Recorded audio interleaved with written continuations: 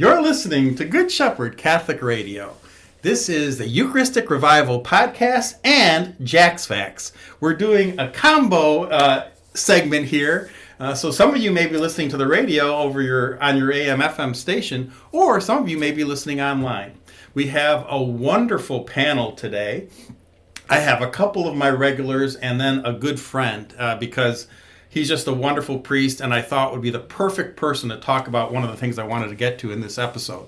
So I'm Lucian Leone, and I'm here with Robert Moore-Jumonville, who is just a good friend, former teacher at Lumen Christi, former Methodist pastor, and as many of our listeners know, just one of our regular hosts, and just a good person to have on these podcasts. And also we've got Kathy Blanchard. Kathy is the director of family discipleship at St. John's Catholic Parish. And along with them, we've got our special guest today is Father Mike Cassar, and Father Mike is now the director of Vocations. Is that correct, Father? Yeah, something like that. I've got a bunch of different titles. Yeah, it seems like everybody in the diocese, they always have like I got my business cards here. So I'm the chair of Vocations / director of seminarians. Okay. So in case you were wondering what to call me, but colloquially, it's vocation director. Vocation director. Yeah. Okay, good. So before we talk about some of the topics I want to get to specifically, Father Mike, I would just love for you to give our listeners just a sense of your background, kind of where you grew up and all that, and what kind of draw you to becoming a priest and all that stuff. Oh, sure. First off, thank you for having me, or thank you for coming here. Yes. I didn't realize that the studio was portable, so we're in my office. So yeah, I am from the Ann Arbor, Ypsilanti area. That's where I grew up. Older sister, younger brother, parents married, and I was raised Lutheran. I went to a Lutheran school. Went to St. Paul Lutheran School over on Earhart Road by Concordia University. If you can picture those of you who know Ann Arbor, yeah. I spent many years there. So yes. Yeah, so if you're driving by and you see that big barn, that big Concordia barn, I went to school right there. So I entered the church in college. I was going to Eastern Michigan University. And so kind of how it happened was, in high school, you just started, I don't want to say drift away. I would still say I was Lutheran, still Christian. But eventually I wasn't going to church. So in retrospect, I would consider that drifting away. Wasn't affecting my life too much. It's just, again, there was nothing dramatic that happened. It was just sort of, other things take over. I was playing hockey, just, hanging out with friends or doing nothing, but doing nothing at home and not in a church or at any kind of religious gathering. So I went to college, and I went to Grand Valley State for a year, and I have no idea what any church in Allendale, Michigan looks like, because I didn't go to any. They've got a very nice student chapel there. My daughter went there for several years. Do they? Yeah, I mean they do. But yeah. I'll take your word for it.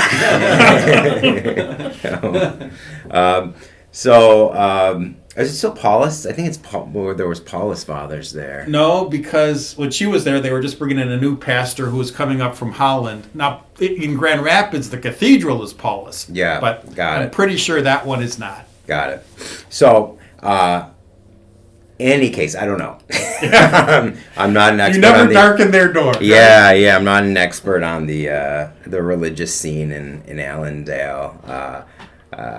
Or Grand Rapids or anything in the area. So I ended up transferring back to Eastern Michigan, And that was because your dad taught there? My dad taught there. Mom went there.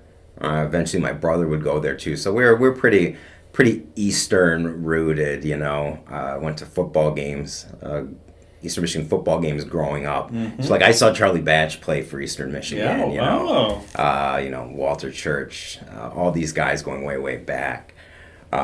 So I ended up transferring back closer to home, and as I'm just kind of thinking about all these things, I decided, well, if I believe in Christianity, it's got to be something serious, it's like C.S. Lewis has that one line: Christianity can either count for everything or count for nothing. What it can't do is kind of count for something in the middle.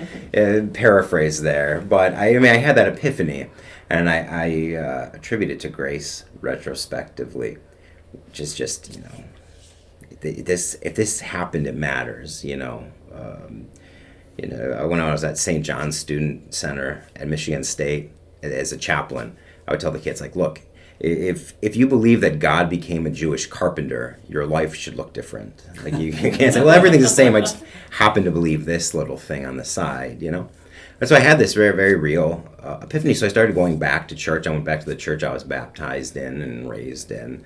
And I started reading more about the faith. And as I'm reading more about the faith, I come to notice that Catholics understood themselves as different.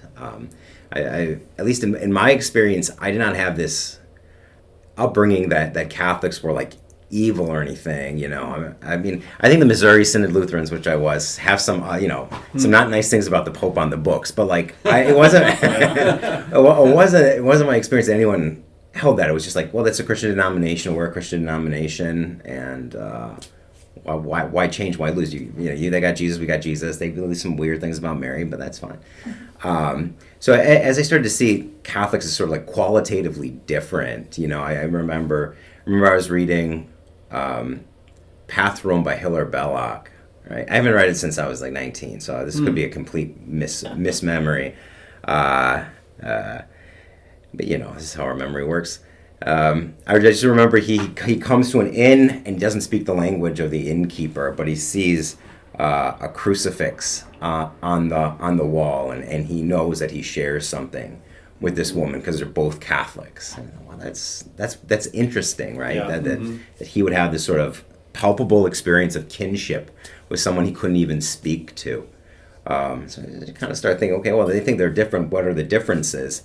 And it really, the one big contributor was this idea of where did the Bible come from? I think it's a question that a lot of people, there really aren't many good answers for it. Well, why this book and not this book?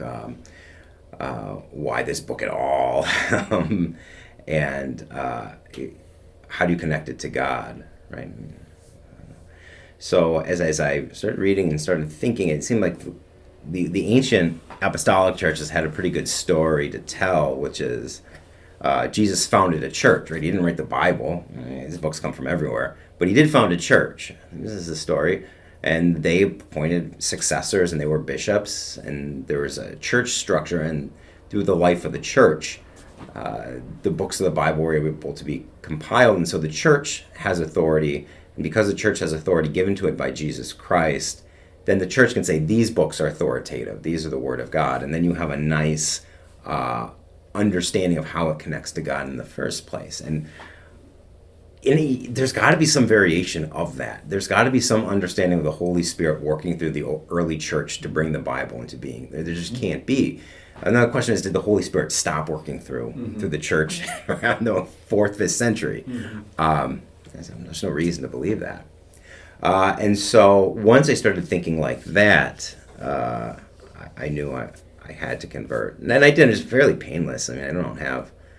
I remember I was on another podcast with Father Drew Maybe. He was a Lutheran convert over in the Archdiocese of Detroit. His brother Zach is a priest from Lansing.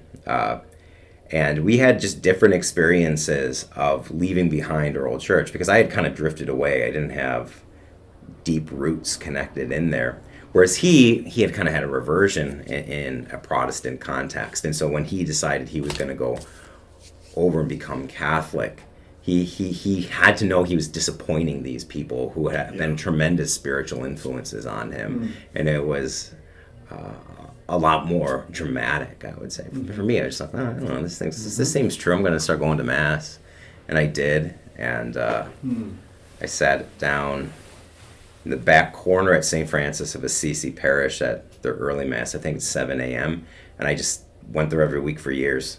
Once I went once, I didn't miss a Mass on a Sunday again, except that once I think I was sick. But it was just pretty painless. So that's how I entered the church. Then it was about 4 or 5 years later where I started discerning the priesthood. I was in graduate school studying philosophy. And through conversations with the priest at the Newman Center there, Father McMorrow, Diocese of Rockford priest, and kind of following his instructions in prayer, I just learned that I had to kind of enter seminary. And here we are. So...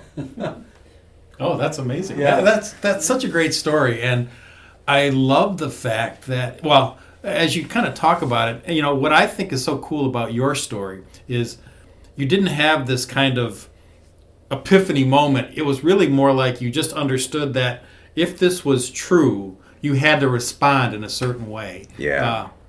Yeah, exactly. Sounds like a philosopher. Yeah, exactly. It was. It was very intellectual to begin with. And then as you pick up the modes of life, I think this is one of the real challenges with the Catholic Church is the Catholic Church makes it most sense when it's lived. Through the devotions, through the practice. So, just an example, I remember when I was converting, it never occurred to me that contraception might be morally problematic.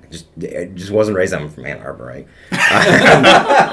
Never occurred. So then they would say it like, what's wrong? I'm like, what? Why is it wrong?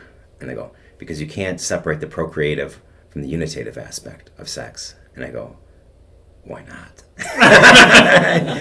But once you sort of breathe, and this eventually might get into discussion of anthropology, which I think you want to talk. Once you sort of like sit with the broader life, the understanding, the vision of reality, it's something that clicks. Like, oh yeah, you can't separate the unitive from the procreative. That makes sense to me now. Mm-hmm. But it's something that you can kind of be spurred intellectually into it, but then you have to live the life. You have to live the disciplines of the church, practice the sacramental life, live the liturgical calendar, and as you start to do that, then your heart catches up, or it can. It works differently for different people, but our feelings are a lot more shapeable than we tend to think, and so part of what we need to do to sort of get our heart to really lock on to Jesus is live the life of the church. And that's not easy to get someone to commit to a way of life with them having no certainty of what that's going to give them on the other end. So it's a difficult thing. Father, I'm fascinated by the two things that you've said here. Two of the things that you've said is coming into the church through the apostolic tradition and through the history, which I think is actually a really amazing, almost apologetic, rather than trying to do it through reason or something, just to say like, what was the earliest church like? Mm-hmm.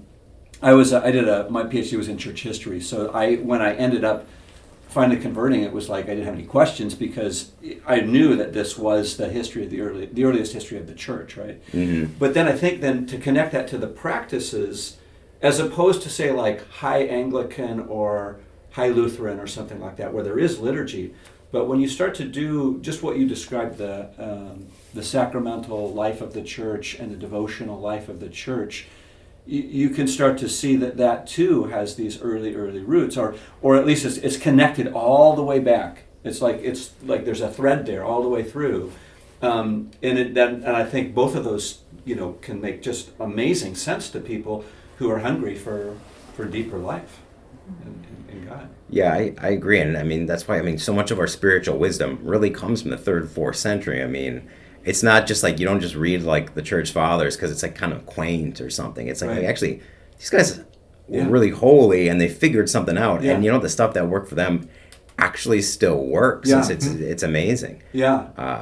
I remember reading something about quotes of Gregory of Nyssa or something. It was either Gregory of Nyssa or Basil or somebody like that about the power of crossing ourselves as a sacramental. Yeah. And then it's like, wait a minute, I thought that was just something that the Catholics invented, later in the Middle Ages, Yeah, it's amazing. Yeah. Well, and speaking of that, and I want to actually get into this topic of what is a Christian anthropology, and the reason I want to talk about that is I want to let our listeners know that on, it's going to be Thursday, January 18th, coming up shortly, we're going to have He's actually a St. Thomas Aquinas grad. He went to grade school at St. Thomas. His name is James Matthew Proud Wilson. tartan. But he's going to be doing a presentation which is really on this whole idea of a Catholic anthropology. So I would love for you to kind of help our listeners not only think about coming to that event, but I would like to just talk for you for a little bit, and our guests here, about what is, and you kind of talked about it already when you were talking about contraceptive, the idea of a Catholic anthropology. Because, as we talk about it, and I think we would agree, and I think most of us in this room would agree, that this idea, we have lost the idea of who is the human person, and why is it so important to kind of understand this idea of a Catholic anthropology. Right.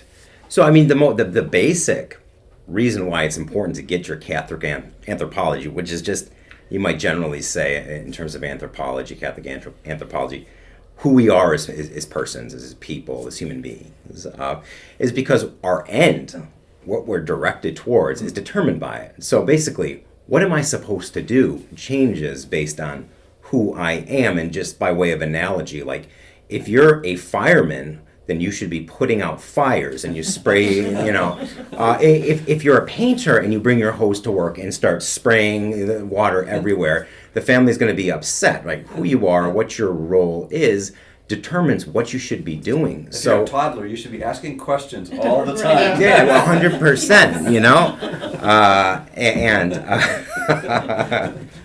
it has its charms and limited doses. It's celibate, right? And so it is important to get it right because it gets to the heart of just the life project. Like, what am I doing? What am I waking up to do?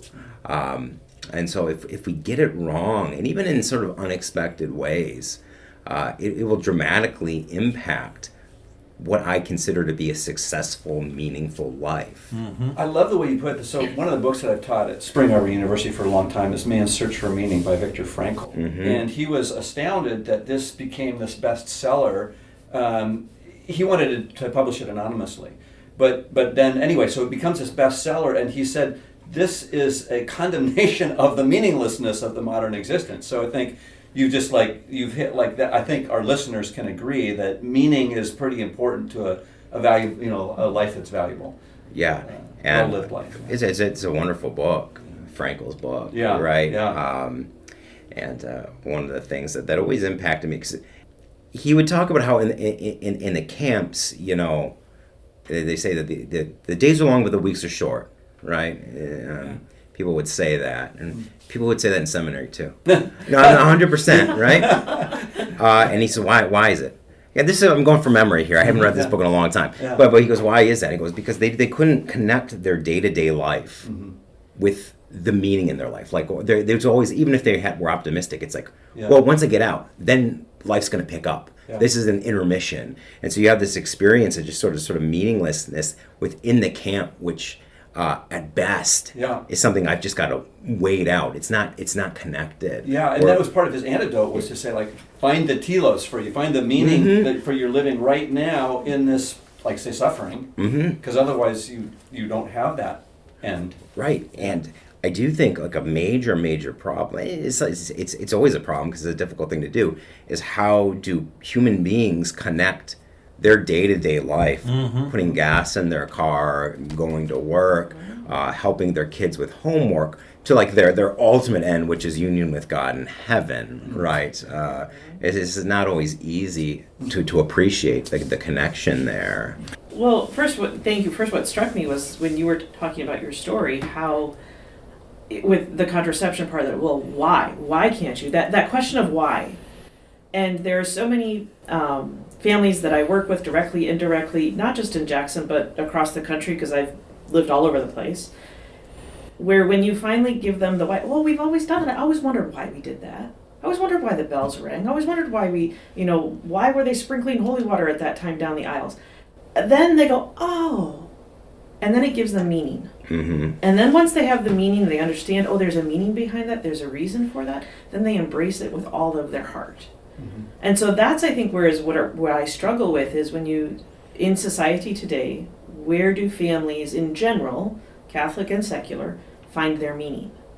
And they find it in things that are true and good and beautiful, such as sports and such as art and such as extracurriculars. But as you said, Father, that anthropology, that it should be aimed at our end.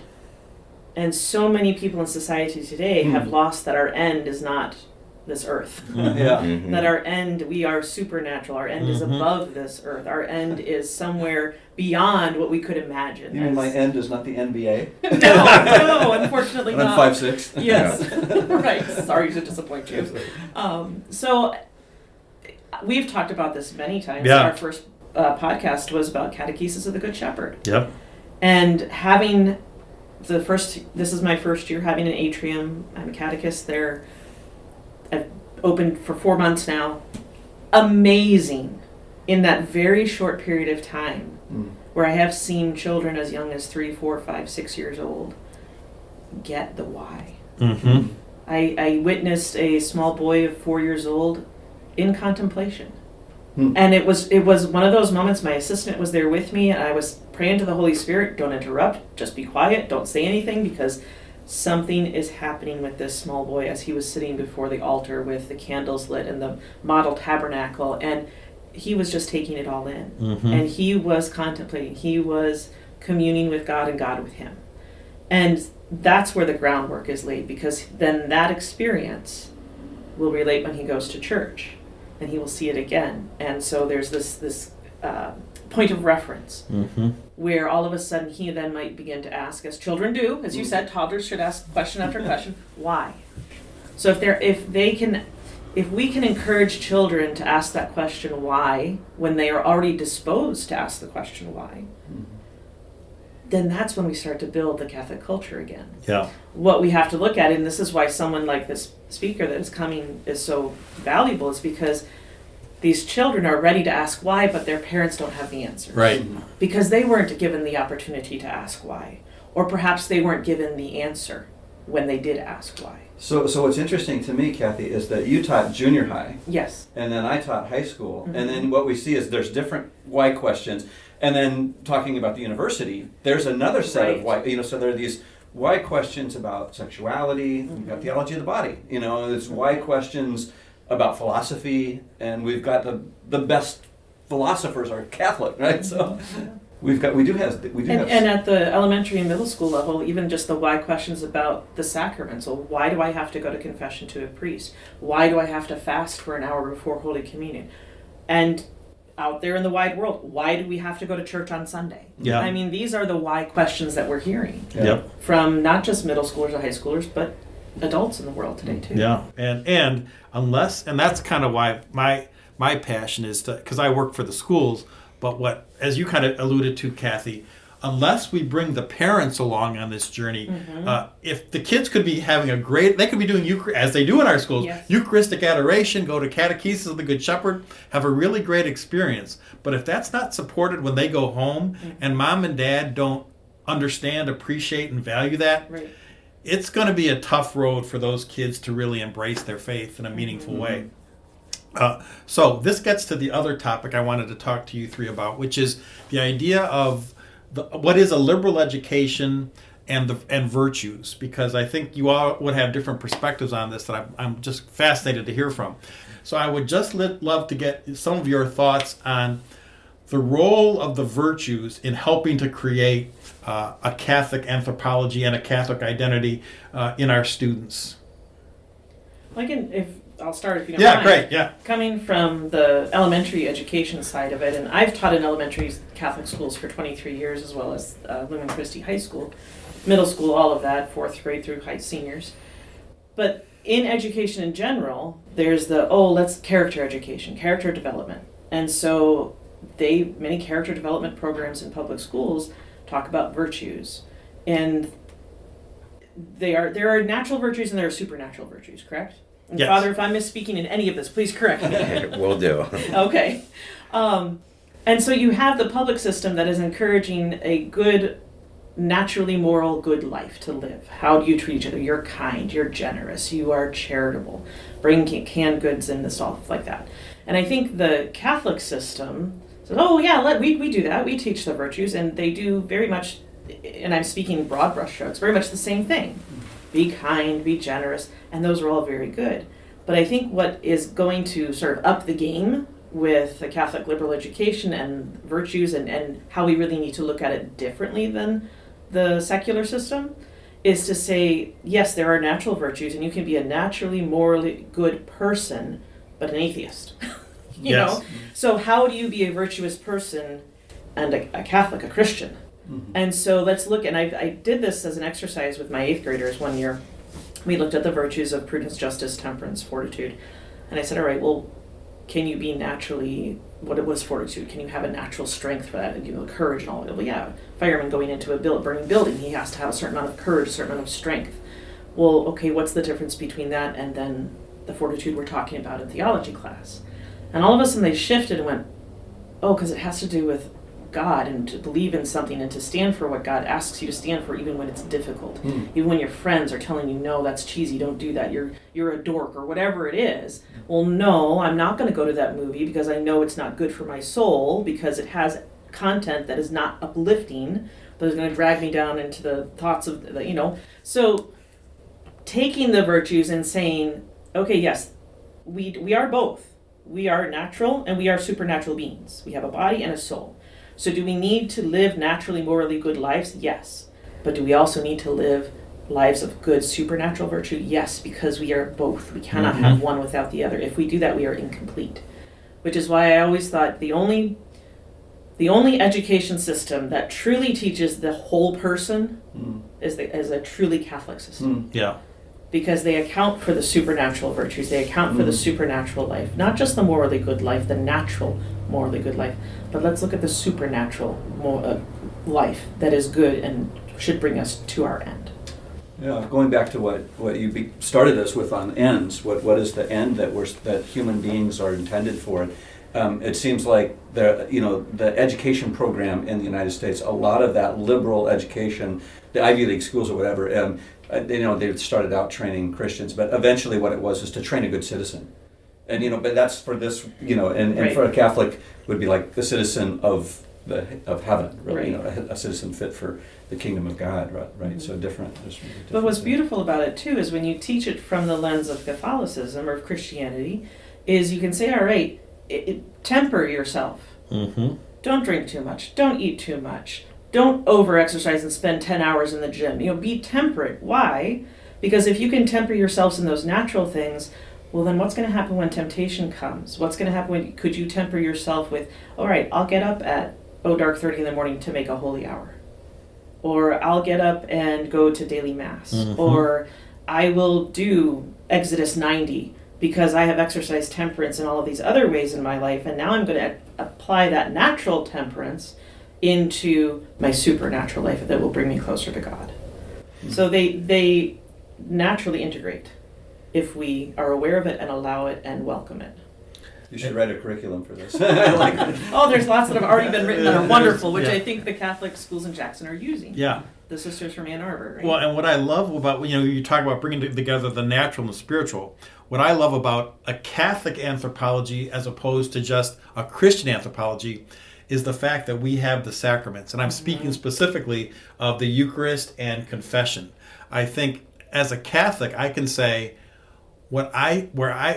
unlike, it's one thing to teach about, who is it? Plato taught about the virtues, and all these great talked about the virtues and living a virtuous life. But what I love about the Catholic understanding of anthropology is not only do we understand these both spiritually and in a human sense, but it's God has given us all the grace we need to actually live those virtues. I mean, I can't even imagine going through life without the Eucharist and confession when I screw up, and knowing that I can sit with a priest like Father Mike and I can talk about my sins and God forgives me from my sins. And then I have the Eucharist to strengthen me to live those virtues. I think it's just such a wonderful gift we have as Catholics. I would love to get some of your thoughts on the virtues, Father. Yeah. So, a virtue, generally speaking, is an excellence. Something is virtuous if it's excellent at what it is. So a knife is a good knife if it cuts.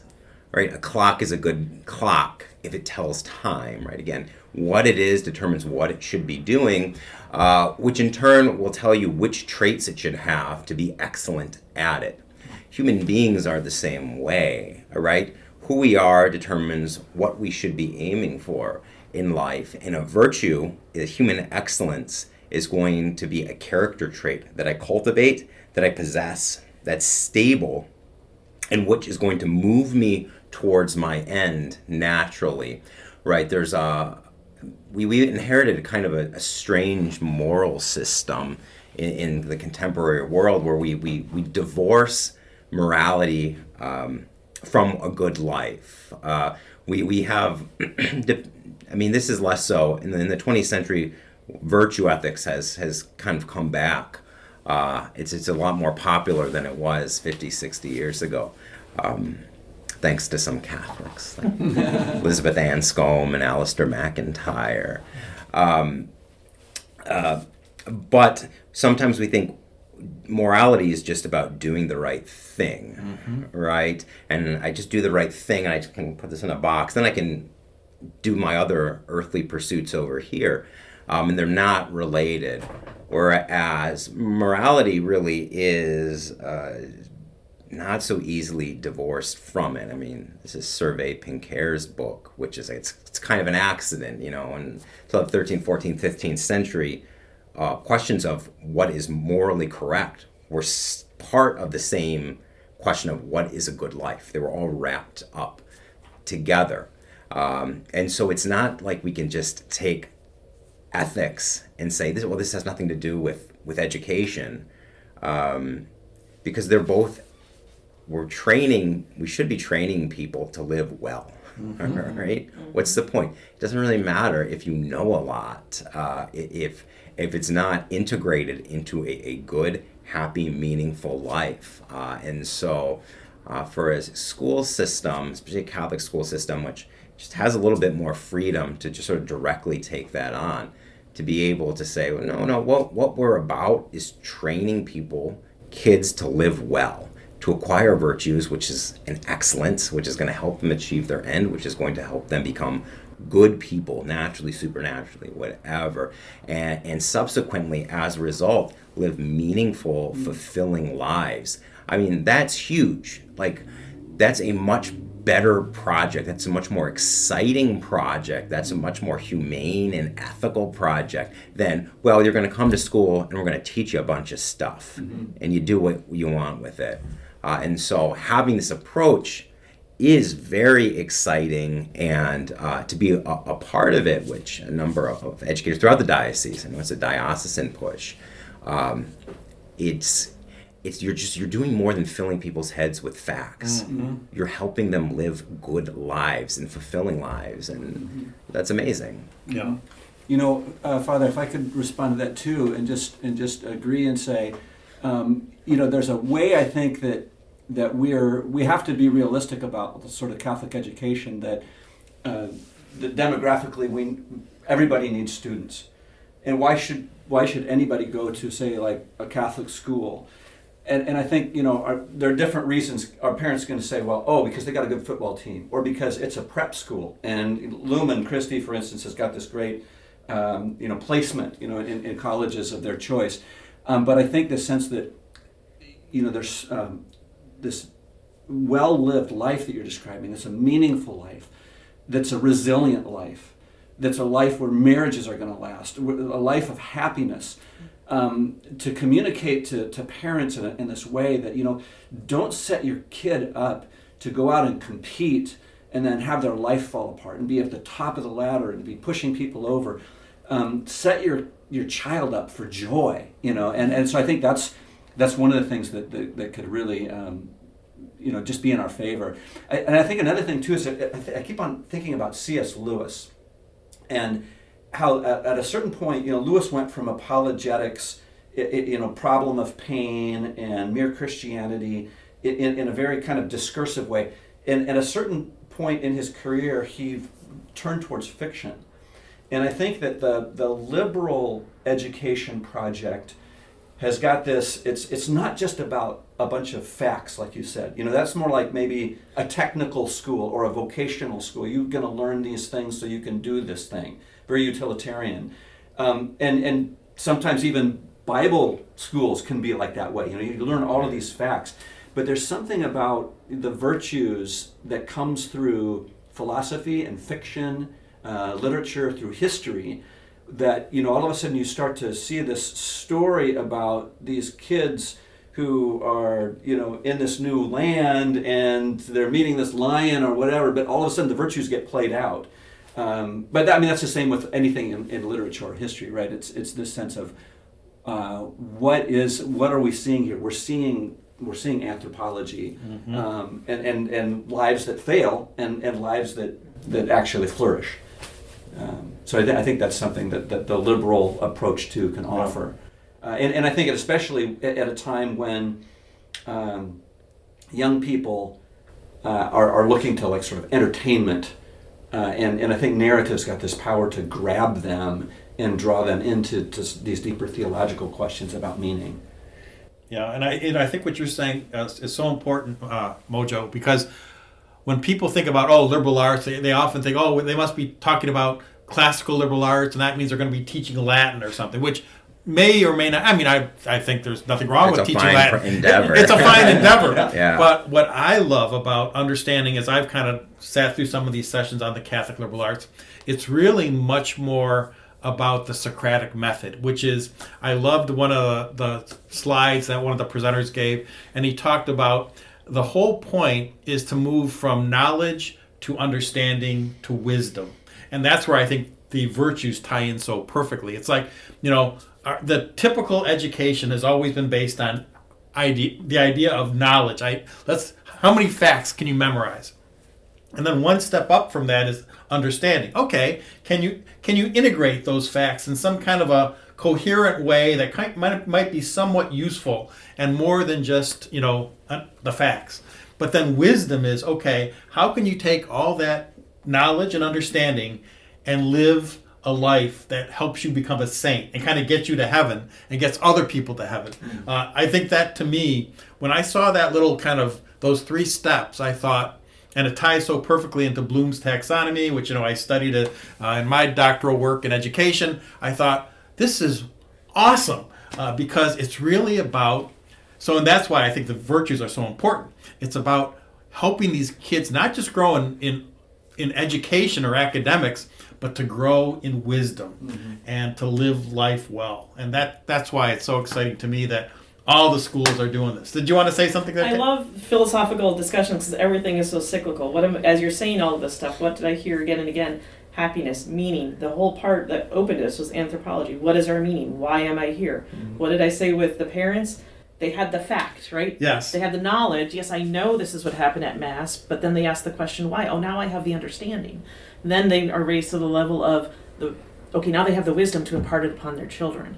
So everything we've talked about has just been reiterated and summarized and restated again. But what hits me most too about the most recent bit of this is that I'm going to not remember the statistics, but I was reading something about how depressed the youth are today. Yep. Yeah. And it's because they're hunched over their phone and they're so inward and in their own little world. And so what were we just talking about? But the virtues will lead you, and you said, what is the purpose of truly a Catholic education is to teach them how to live well and live a fulfilling life so they can ultimately be happy. Yes. Not just, here, but also for eternity. And so our youth are depressed and sad and suicidal and despondent, but they really are looking for happiness in the wrong places. Yeah. So by teaching through the lens of Catholicism, through the lens of the good news of Jesus Christ, and teaching the virtues, okay, well, how do I do that? If this is why I'm here, how am I supposed to live? Here are the virtues, this is how you're to live it. They will have the fulfillment that they are craving for. So I love philosophical conversations. Yeah. They're wonderful. I'm not a philosopher, but I can appreciate it. Yes. Well, this has been great. And thank you, Father, for joining us for this My conversation. Thanks, It's Lucian. been really good. I'm hoping you'll be willing. I want to actually have another episode where we talk much more about what you do as director of vocations and work with the seminarians. But we'll leave that for it's not as interesting, I promise you. we'll leave Oh, it that is. for a different day. Oh, for those of us, in Yeah. the diocese, we'd love to hear about that. For all your fanatics of administrative work and emails, they can tune into that episode. Okay, great. Before we close, let me again just remind our listeners that we're going to have James Matthew Wilson. He's a wonderful teacher and poet and understands, I think, a lot of Catholic theology at a very deep level. And he's going to be talking about what is a Catholic anthropology. And he's going to be referencing the work of Plato and von Balthasar. And let's see, there was a third one he had in his list, who I forget. Benedict the 16th. Benedict yeah. the 16th. Okay, so for those of you who are interested in getting more on this, what we've been talking about, please come on Thursday, January 18th at Lumen Christi at 7 o'clock. You've been listening to Good Shepherd Catholic Radio. Thanks for listening.